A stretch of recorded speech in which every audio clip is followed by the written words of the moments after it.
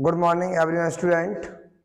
मैं संदीप सर आज आपको पढ़ाने जा रहा हूँ क्लास 12th केमिस्ट्री और चैप्टर नंबर 1। आपको हमारी यूट्यूब चैनल के माध्यम से लगातार ऑनलाइन क्लास मिलती रहेंगी और हम आपके बोर्ड एग्जाम 2023 से पहले आपको पूरा कंप्लीट कोर्स कराएंगे और आपको कहीं जाने की आवश्यकता नहीं है। जो हमारे साथी दोस्त, छोटे बड़े भाई बहन जो घर पर रहते हैं या गांव में रह रहे हैं, उन्हें अच्छे स्तर की शिक्षा नहीं मिल पा रही है, तो हम उनके लिए बिल्कुल साथ जुड़े रहेंगे। फ्री ऑफ कॉस्ट उन्हें हम ये क्लास प्रोवाइड कराएंगे। हमारे यूट्यूब चैनल का नाम है इंटेलिजेंट गुरुदेव। इंटेलिजेंट गुरुदेव यूट्यूब चैनल के माध्यम से हम लगातार आपको वीडियो अपलोड करते रहेंगे, क्लासें आती रहेंगी आपके पास। तो हमारे सभी साथी दोस्त लगातार हमारे साथ जुड़े रहिए। तो आज हम आपका टाइम बिना वेस्ट किए हुए स्टार्ट करते हैं केमिस्ट्री का चैप्टर नंबर 1। लेकिन हमको चैप्टर नंबर 1 से पहले ये भी समझना है कि हमारा सिलेबस क्या है। इसमें हमको अपने सिलेबस को भी समझना बच्चों। तो क्लास 12 ध्यान देंगे बेटा सभी स्टूडेंट, हम लोग पढ़ने जा रहे हैं क्लास में क्लास 12 और चैप्टर नंबर 1।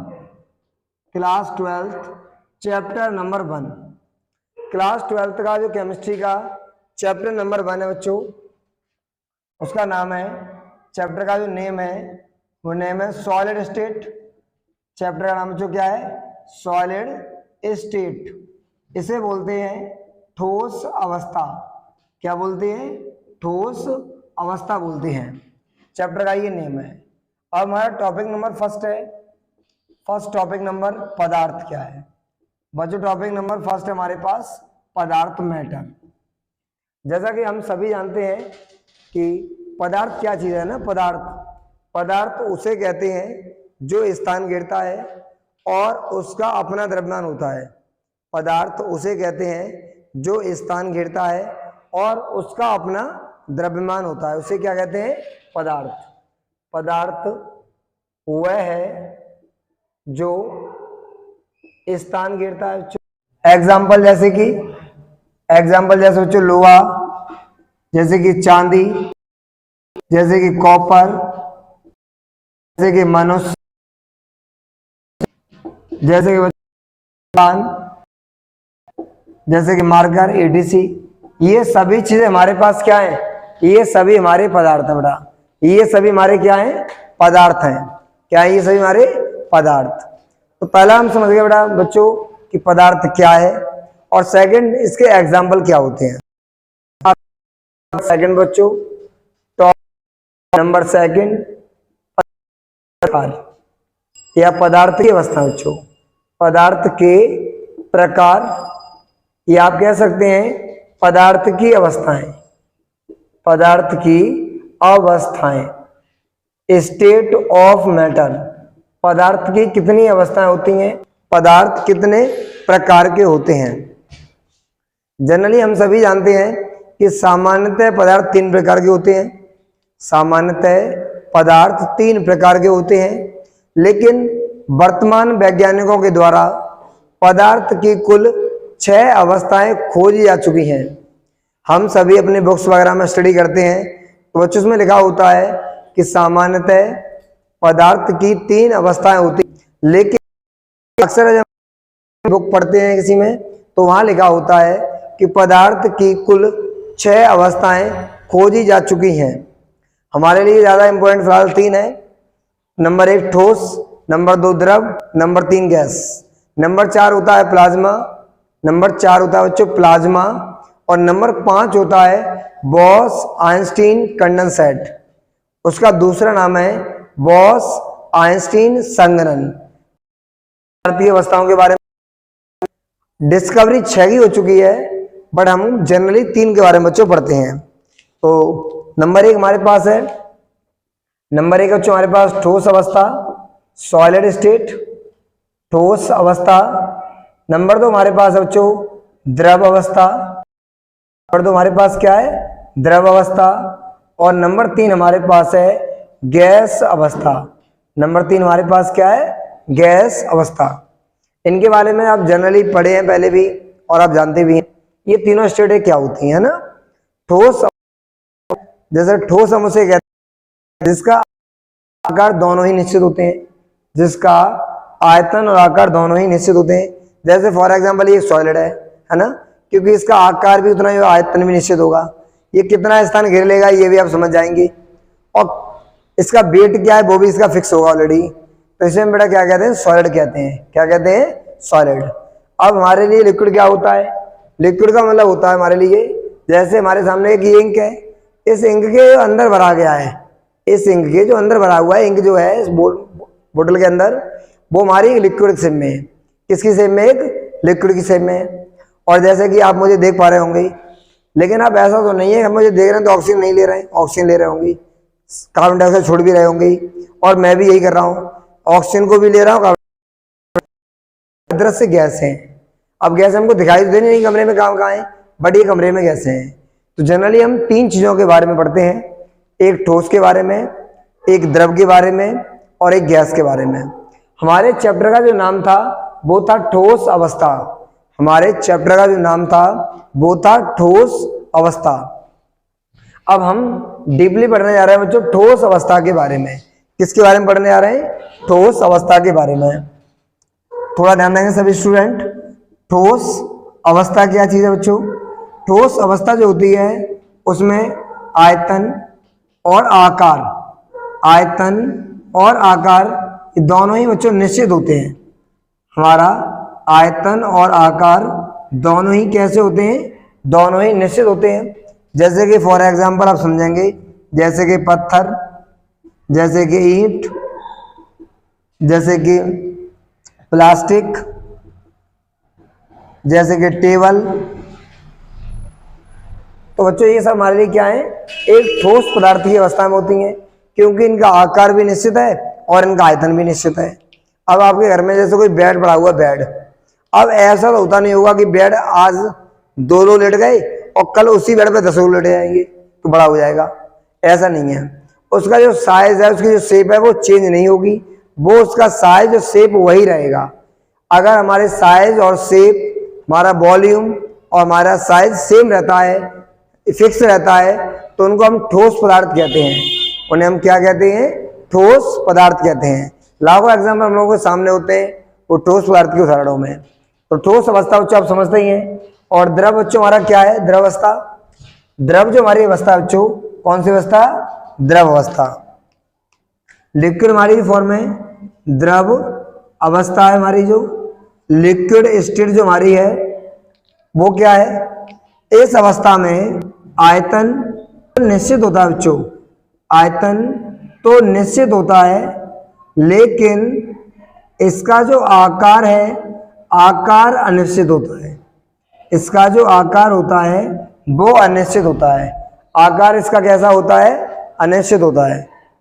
आकार कैसा होता है, अनिश्चित होता है। जैसा कि हम समझते हैं ना सभी कि जितने भी हमारा आकार आयतन समझना बेटा, कि जितने भी द्रव है उनका आयतन निश्चित है।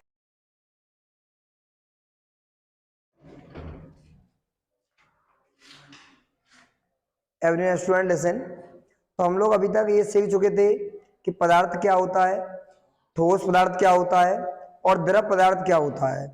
अब हम समझते हैं बच्चों नंबर 3 टॉपिक अपना इसमें, कि गैस पदार्थ क्या है, गैस अवस्था कौन सी पदार्थ की बच्चों, गैस अवस्था या गैसियस स्टेट क्या होती है हमारी। गैस अवस्था पदार्थ की वह अवस्था होती है जिसमें उसका आकार आयतन दोनों ही अनिश्चित होते हैं। गैस अवस्था पदार्थ की व्यवस्था होती है जिसमें उसका आकार व आयतन दोनों ही अनिश्चित होते हैं।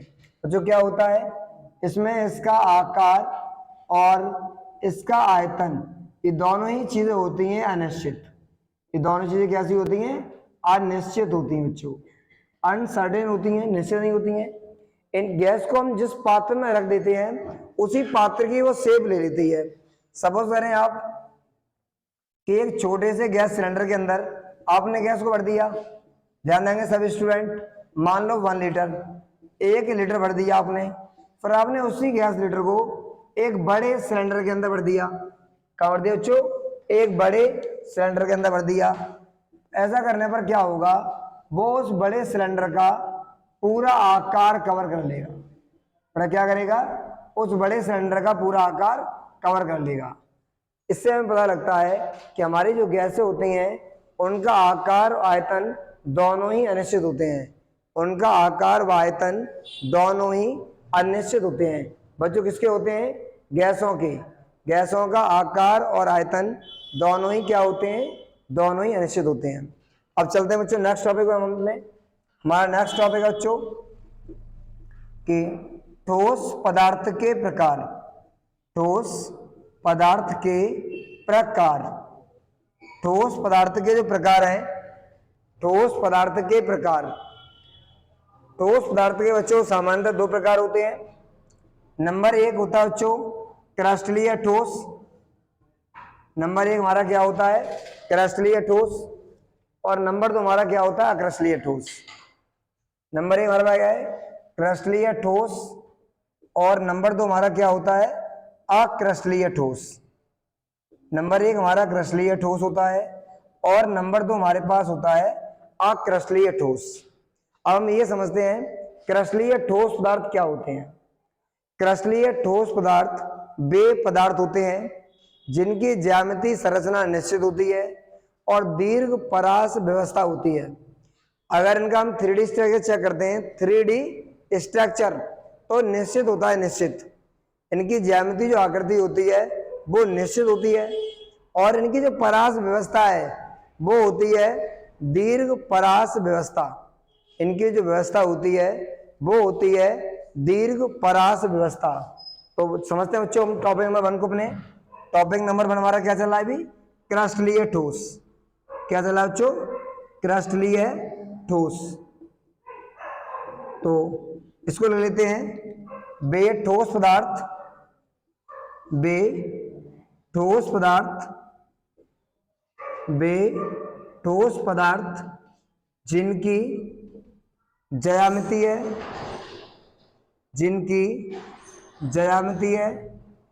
संरचना निश्चित होती है। जिनकी ज्यामितीय संरचना निश्चित होती है और इनकी दीर्घ परास व्यवस्था होती है। जो क्या होती है? दीर्घ परास व्यवस्था होती है। इस टॉपिक में आपको दो बातों का विशेष ध्यान रखना है। एक तो इनकी ज्यामितीय संरचना का, कि ज्यामितीय संरचना कैसी है, और दूसरा इनकी दीर्घ परास, इनकी जो परास है वो किस प्रकार की है। इन दो बातों पर आपको विशेष ध्यान देना है इस टॉपिक के अंदर कि इनकी ज्यामितीय संरचना कैसी है और इनकी परास किस प्रकार की होती है। इन दो बातों पर आपको विशेष ध्यान देना होगा बेटा। इन दोनों बातों पर, एक ज्यामितीय संरचना पर और दूसरा इनकी दीर्घ परास व्यवस्था पर। तो क्रास्टलीय ठोस हमारे कौन से हैं? जिनकी ज्यामितीय संरचना निश्चित है और दीर्घ परास व्यवस्था होती है।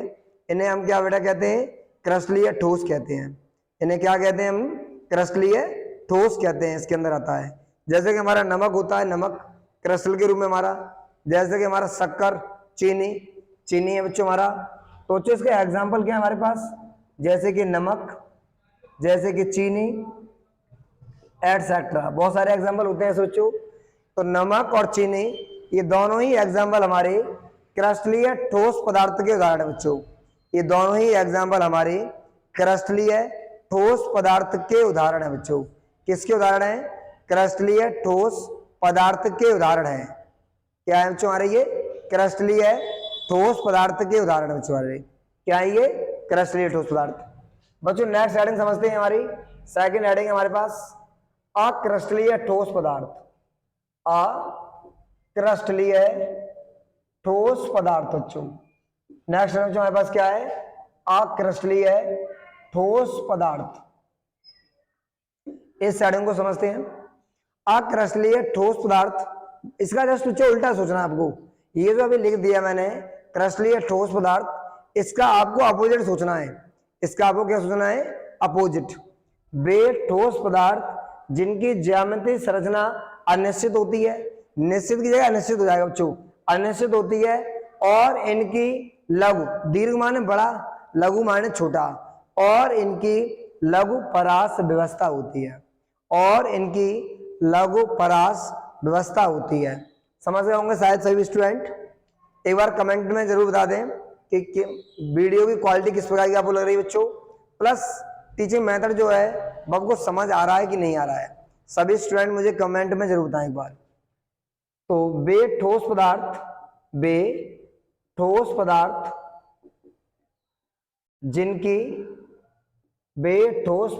जिनकी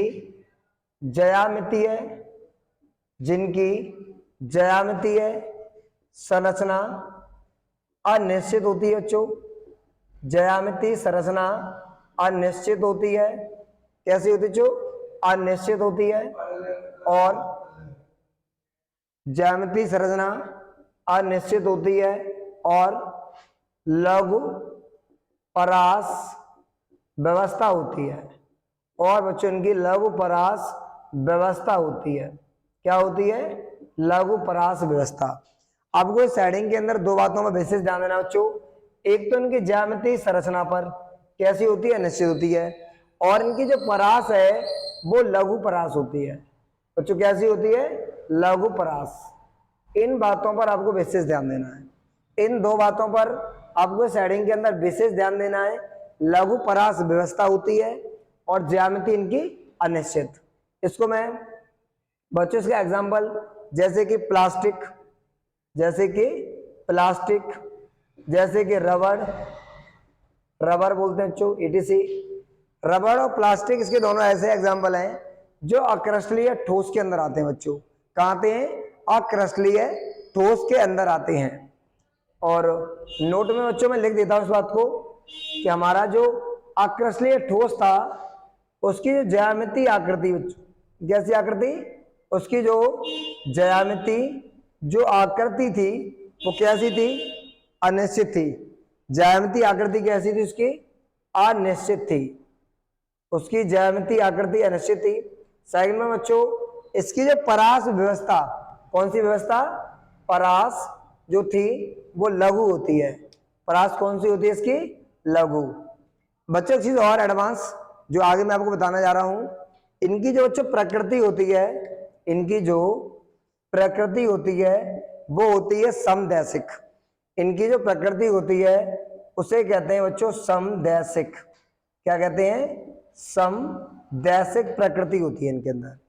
तो ये बात आपको समझ आ गई होगी सभी स्टूडेंट को, सभी प्यारे विद्यार्थियों को, कि हमारा क्रिस्टलीय ठोस पदार्थ, ये वाला बच्चों पॉइंट, और अक्रिस्टलीय ठोस में क्या डिफरेंस निकला। क्रिस्टलीय अक्रिस्टलीय में अंतर निकला बच्चों। इनकी ज्यामिति निश्चित है जबकि इनकी ज्यामिति अनिश्चित है। इनकी जो परास व्यवस्था है वो दीर्घ है जबकि इनकी परास व्यवस्था लघु है। बहुत आसानी से एग्जाम में क्वेश्चन पुट किया जाता है बच्चों। एक क्वेश्चन पूछा जाता है कि क्रिस्टलीय ठोस और अक्रिस्टलीय ठोस में क्या अंतर होता है। क्रिस्टलीय ठोस और अक्रिस्टलीय ठोस में क्या अंतर होता है? अब दो अंतर तो आप यहीं से देख लो डायरेक्टली।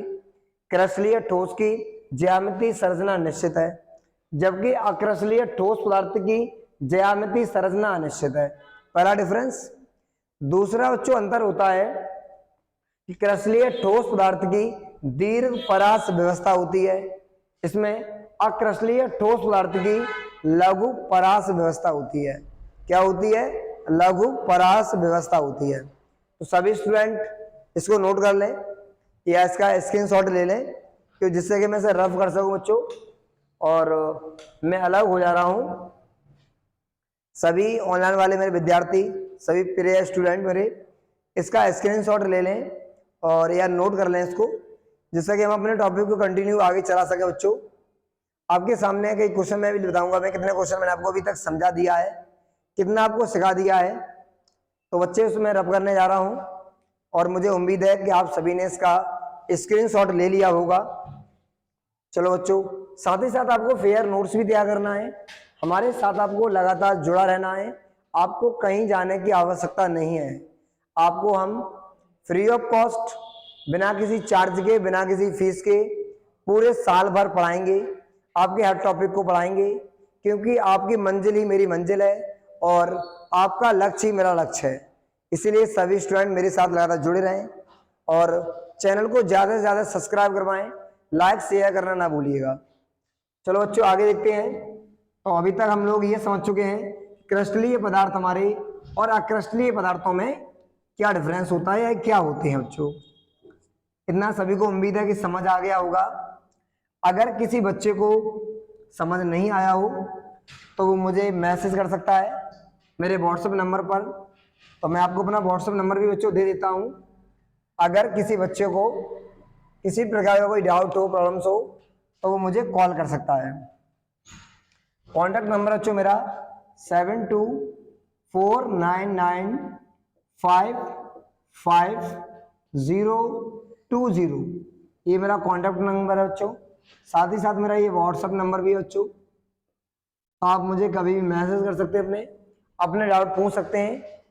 चलो बच्चों आगे सीखते हैं। अब नेक्स्ट हमारा जो टॉपिक है कि क्रिस्टलीय बच्चों का नेक्स्ट टॉपिक है क्रिस्टलीय ठोस पदार्थ के क्रिस्टलीय ठोस पदार्थ के गुण, प्रॉपर्टीज ऑफ क्रिस्टल सॉलिड्स। हमारे जितने भी क्रिस्टल सॉलिड होते हैं उनकी प्रॉपर्टीज क्या होती हैं। बच्चों ये बात हमको समझनी है, सीखनी है कि क्रिस्टलीय ठोस पदार्थ की प्रॉपर्टीज क्या होती हैं। क्रिस्टलीय ठोस पदार्थ की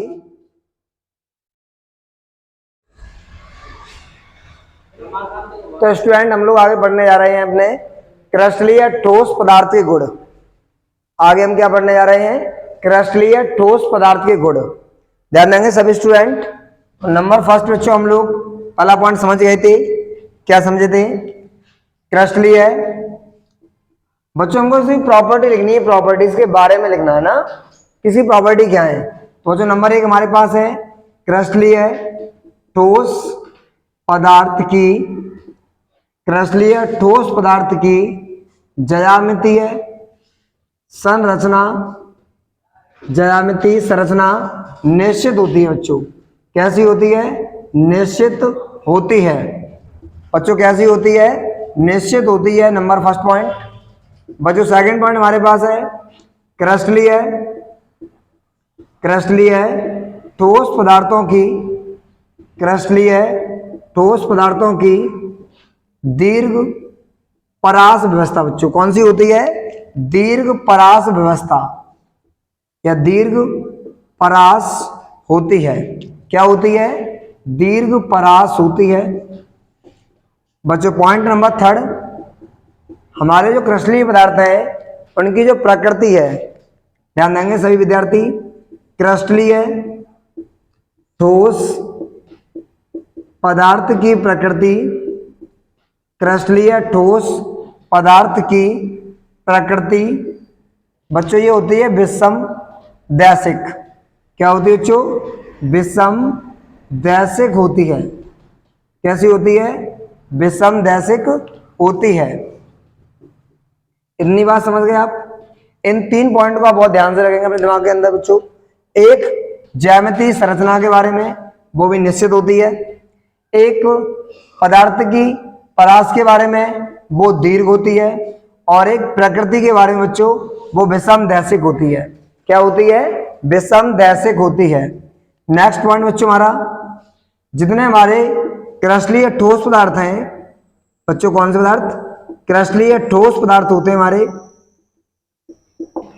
इनके जो गलनांक हेमांक और क्युतनांक होते हैं, इनके जो गलनांक हेमांक क्युतनांक होते हैं, वो एक ही पदार्थ के अलग अलग बिंदुओं पर, एक ही पदार्थ के अलग अलग बिंदुओं पर, जैसे फॉर एग्जांपल मेरे पास ये पंच मशीन है, अगर इसका यहाँ गलनांक चेक किया जाए अलग आएगा, इस जगह पर अलग आ जाएगा, इस जगह पर अलग आ जाएगा, इस जगह अलग आएगा। तो हमारे जो क्रिस्टलीय ठोस पदार्थ हैं उस पदार्थ के अलग अलग बिंदुओं पर गलनांक हिमांक क्वथनांक अलग अलग आते हैं बच्चों। क्या, गलनांक हिमांक क्वथनांक अलग अलग आते हैं। कैसे आते हैं, अलग अलग। तो क्रिस्टलीय ठोस पदार्थों के, क्रिस्टलीय ठोस पदार्थ के अलग अलग बच्चों ध्यान देंगे, अलग अलग बिंदुओं पर, अलग अलग बिंदुओं पर गलनांक हेमांक, गलनांक हेमांक बच्चों क्वथनांक, ये तीन बातें जो आपको याद रखनी है। भिन्न भिन्न होते हैं बच्चों, कैसे होते हैं? भिन्न भिन्न होते हैं, ये डिफरेंट डिफरेंट होते हैं, हर जगह ये सेम नहीं रहते बच्चों। कैसे नहीं रहते हैं? सेम नहीं रहते बच्चों। नेक्स्ट पॉइंट हमारा है कि क्रस्टलीय ठोस पदार्थों को काटने पर बच्चों, क्या करने पर? काटने पर निश्चित ज्यामिति हो जाती है। काटने पर बच्चों क्या हो जाता है? निश्चित ज्यामिति है, निश्चित ज्यामिति हो जाती है बच्चों। क्या हो जाता है? निश्चित ज्यामिति हो जाती है। इतनी बात समझ गए बच्चों सभी स्टूडेंट? तो ये आपका क्या हो गया? ये हमारा टॉपिक हो गया क्रिस्टलीय ठोस पदार्थ के गुण, प्रॉपर्टी ऑफ क्रिस्टल सॉलिड्स। इसकी प्रॉपर्टी बच्चों ये किसकी है? क्रिस्टल सॉलिड्स की। ज्यामिति संरचना निश्चित होती है, परास व्यवस्था दीर्घ होती है बच्चों, प्रकृति विषम दैशिक होती है, और अलग अलग बिंदुओं पर गलनांक, हेमांक और क्वथनांक अलग अलग होते हैं, और निश्चित ज्यामिति संरचना होती है। इतनी बात सब बच्चों को याद रखना बच्चों, इतनी बात सब बच्चों को अपने दिमाग के अंदर रखनी है कि क्रिस्टलीय ठोस पदार्थ की प्रॉपर्टी क्या है। हमारे एग्जाम में 1 या 2 नंबर का ये क्वेश्चन आता है बच्चों, क्रिस्टलीय ठोस पदार्थ की प्रॉपर्टी क्या होती है? क्रिस्टलीय ठोस पदार्थ की प्रॉपर्टीज क्या होती हैं? तो ये हमारे क्रिस्टलीय ठोस पदार्थ की बच्चों क्या हो गई? प्रॉपर्टीज हो गई। समझ आ गया सभी को? सभी स्टूडेंट जल्दी से इसका स्क्रीनशॉट ले लें। सभी हमारे प्यारे विद्यार्थी जल्दी से इसका स्क्रीनशॉट ले लें, जिससे कि मैं आपको आगे का पढ़ा सकूं बच्चों, नेक्स्ट पढ़ा सकूं आपको ये टॉपिक। सभी बच्चों वीडियो की क्वालिटी किस प्रकार की है और टीचिंग मेथड कैसा है, एक बार हमें सभी विद्यार्थी कमेंट में जरूर बताएं कि सर आप जो हमें सिखा रहे हैं, समझा रहे हैं, वो हमें समझ आ रहा है या उसमें कोई डाउट भी है। ठीक है, मेरा बच्चों ये व्हाट्सएप नंबर भी लिखा हुआ है, अगर कोई डाउट है आप मुझे पूछ सकते हैं। तो बच्चों से मैं रफ करने जा रहा हूं और इसको रफ कर दे रहा हूं बच्चों। आगे देखते हैं बच्चों, अब हम सीख चुके हैं क्या? क्रिस्टलीय ठोस पदार्थ के गुण। बच्चों क्या सीख चुके हैं? क्रिस्टलीय ठोस पदार्थ के गुण। आगे देखते हैं बच्चों, टॉपिक को डीपली सीखना समझना है ध्यान से बच्चों। और हमारे YouTube चैनल का नाम बच्चों आपको पता ही है, चैनल का नाम है इंटेलिजेंट गुरुदेव। इससे हम कंटिन्यूस आपके साथ लाइव रहेंगे बच्चों। हमारा नेक्स्ट टॉपिक है, ध्यान दें सभी स्टूडेंट, नेक्स्ट हमारा जो टॉपिक है क्रिस्टलीय ठोस पदार्थ का उपयोग। क्रिस्टलीय ठोस पदार्थ के उपयोग, इनका बच्चों हम यूज कैसे करते हैं क्रिस्टलीय ठोस पदार्थों का। कई बार बच्चों के दिमाग में आता है कि मैं ये पार्ट पढ़ लूंगा तो नौकरी ले जाएगी क्या, इस पार्ट को पढ़ने का मुझे सरकारी जॉब मिलेगा क्या। वैसे इस टॉपिक को सीखने के बाद हमारा क्या बेनिफिट हो सकता है, कि हम क्या चीज सीख जाएंगे, हमको ये पता करना बच्चों। इस टॉपिक के अंदर ध्यान देंगे सभी मेधावी छात्र, सभी भारत के भविष्य ध्यान देंगे इस बात पर कि क्रिस्टलीय ठोस पदार्थ का जो यूज होता है अधिकतर वो बच्चों नंबर 1 आभूषण बनाने में किया जाता है। क्रिस्टलीय ठोस पदार्थ का जो उपयोग किया जाता है वो अधिकतर आभूषण बनाने में किया जाता है। बच्चों किसमें किया जाता है? आभूषण बनाने में किया जाता है। जितने गहने जेवरात होते हैं उनको बनाने में हम किसका इस्तेमाल करते हैं? क्रिस्टलीय ठोस पदार्थ का इस्तेमाल करते हैं। तो ध्यान देंगे सही बच्चे, आभूषण को बनाने में बच्चों, आभूषण को बनाने में क्रिस्टलीय ठोस पदार्थ का उपयोग किया जाता है बच्चों।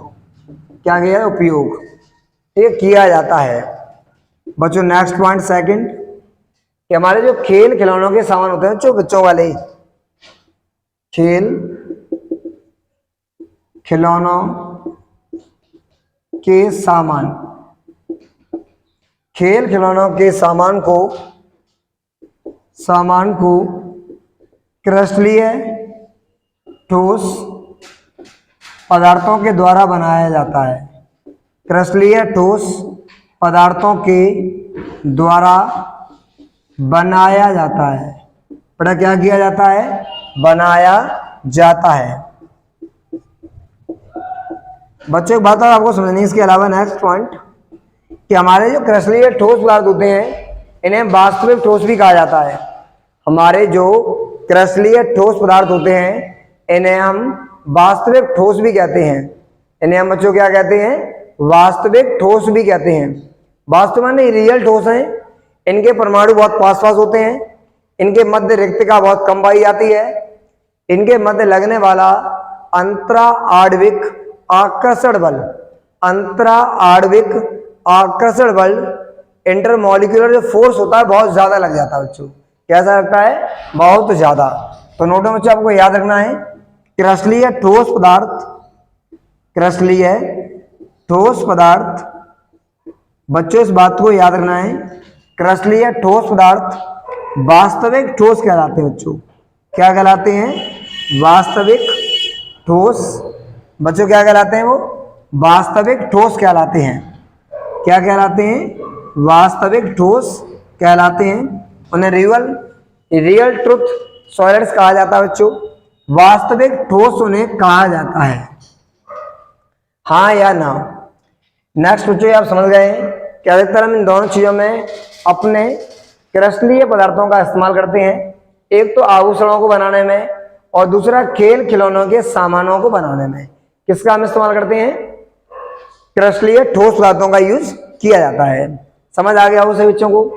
थोड़ा बेसिक और समझ लेते बच्चों। हमारे जो ठोस पदार्थ होते हैं उनके मध्य रिक्त स्थान बहुत कम होता है। ये बात आप जानते भी होंगे और पहले भी हमारे गुरुजियों ने पढ़ाया है, हम लोगों को सिखाया है, समझाया है, बताया है कि जितने भी सॉलिड्स होते हैं उनके बीच में रिक्त स्थान बहुत कम होता है बच्चों। रिक्त स्थान बहुत कम होता है और उनके परमाणुओं के मध्य, उनके अणुओं के मध्य लगने वाला अंतरा आणविक आकर्षण बल बहुत ज्यादा होता है। इस बात को लिख लेते हैं। तो ठोस पदार्थ के परमाणुओं के मध्य, ठोस पदार्थ के परमाणुओं के मध्य रिक्त स्थान बच्चों, क्या चीज? रिक्त स्थान बहुत कम होता है। रिक्त स्थान बहुत कम होता है बच्चों। कैसा होता है? बहुत कम होता है। और अंतरा आणविक बच्चों, अंतरा आणविक आकर्षण बल बच्चों, क्या चीज? अंतरा आणविक आकर्षण बल बहुत अधिक हो जाता है। बहुत अधिक हो जाता है। क्या हो जाता है? बहुत अधिक होता है। इतनी बात सभी स्टूडेंट समझे क्या? तो अंतरा आणविक आकर्षण बल बहुत ज्यादा होता है, रिक्त स्थान बहुत कम पाया जाता है, इसीलिए हमारे ठोस पदार्थों में गति नहीं पाई जाती। वो एक जगह पर स्थिर रहते हैं, उनकी ज्यामितीय संरचना निश्चित बन जाती है बच्चों। तो अब टॉपिक बच्चों आपको क्लियर हो गया क्रस्टलीय ठोस पदार्थ हमारा क्या है। सभी बच्चे जल्दी से इसका स्क्रीनशॉट ले लें कि हम किस प्रकार से अपने क्रस्टलीय ठोस पदार्थों का उपयोग कर रहे हैं। आज सभी मेरे प्यारे विद्यार्थी, सभी भारत के भविष्य वाले विद्यार्थी इसको जल्दी से स्क्रीनशॉट ले लें और